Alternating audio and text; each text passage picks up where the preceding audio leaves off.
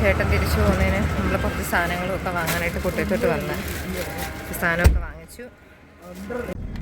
അങ്ങനെ സാധനങ്ങളൊക്കെ പർച്ചേസ് ചെയ്ത് ഇനി തിരിച്ച് കുറച്ച് അല്ലാതെ തന്നെ കുറച്ച് സാധനങ്ങളൊക്കെ ഇട്ട് കേട്ടോ. പിന്നെ ബാക്കി കുറച്ച് സ്നാക്സ് ഐറ്റംസും കാര്യങ്ങളും ഒക്കെ വാങ്ങണമായിരുന്നു. അത് വാങ്ങാനായിട്ട് വന്ന് ഇനിയിപ്പോൾ അതിൻ്റെ നേരെ വീട്ടിൽ പോവുക. ഇതെല്ലാം പാക്ക് ചെയ്യും. ഇത് കൊള്ളത്തില്ലേ? ഇതല്ല ഞാൻ പറഞ്ഞത്, മറ്റേ ഓളിവുണ്ടോ മറ്റേ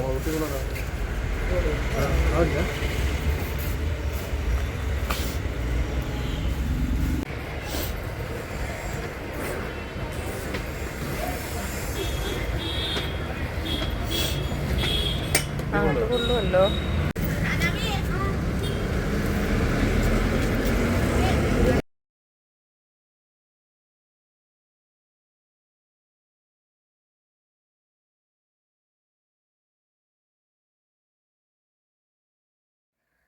അങ്ങനെ പുറത്ത് പോയിട്ട് വന്നപ്പം ഞങ്ങൾ ചൂര വാങ്ങിച്ചായിരുന്നു അച്ചാറിടാനായിട്ട്.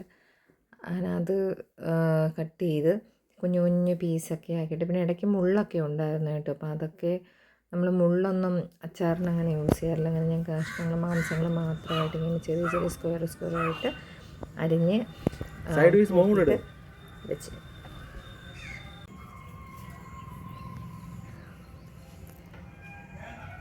തൊലി ഭയങ്കര കട്ടിയുടെ മാംസം കൂടെ ചേർന്ന് ഇനി വരുന്നേ.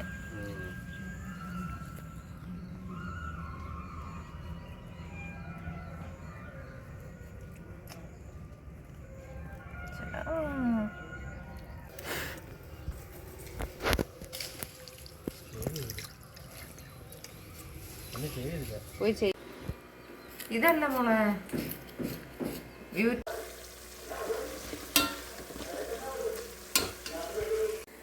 നമ്മൾ മീനൊക്കെ വൃത്തിയാക്കി എന്നിട്ട് നമ്മൾ അതിൻ്റെ ഈ മീനച്ചാറ് വെക്കാനായിട്ട് വെളുത്തുള്ളിയും ഇഞ്ചിയും പച്ചമുളകും അതുപോലെ തന്നെ കറിവേപ്പില ഇത് ഇത്രയും കൂടെ അരിഞ്ഞ് അതിനൊക്കെ നമ്മളിത് അച്ചാറ് വെക്കുമ്പോൾ എപ്പോഴും നല്ലെണ്ണയിൽ വേണം അച്ചാറിടാനായിട്ട്. അങ്ങനെ നല്ലെണ്ണ വാങ്ങിച്ചു.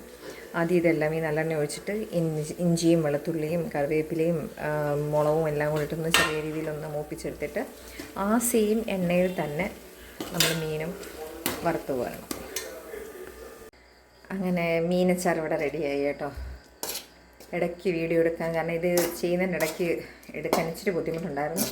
അങ്ങനെ മീനച്ചാറൊക്കെ ഇട്ട് ഇനി ഇതൊന്ന് തണുത്തതിന് ശേഷം ഒന്ന് പാക്ക് ചെയ്യണം. മാങ്ങ എൻ്റെ അച്ചാർ ഇന്നലെ ഇട്ട് ഞാൻ റെഡിയാക്കി വെച്ചിട്ടുണ്ടായിരുന്നു.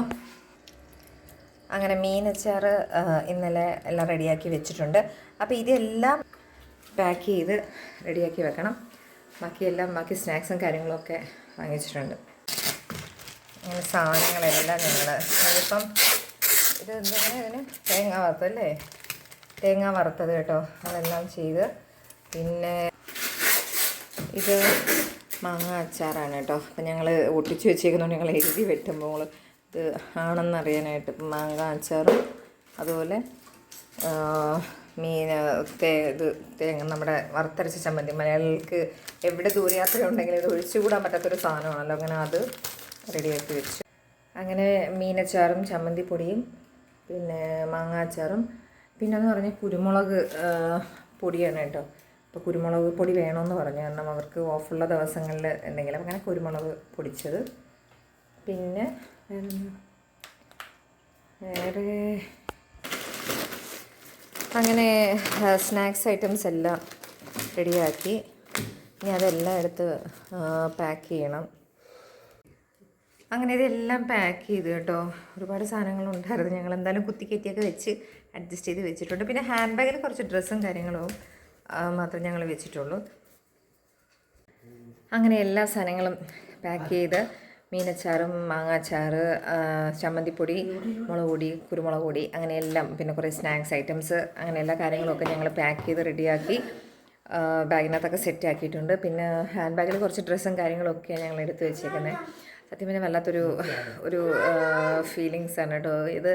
എനിക്ക് തോന്നുന്നത് ചില ഇങ്ങനെ അബ്രോഡുള്ള ആൾക്കാർക്കൊക്കെ മനസ്സിലാവുന്ന കാര്യങ്ങളാണ്.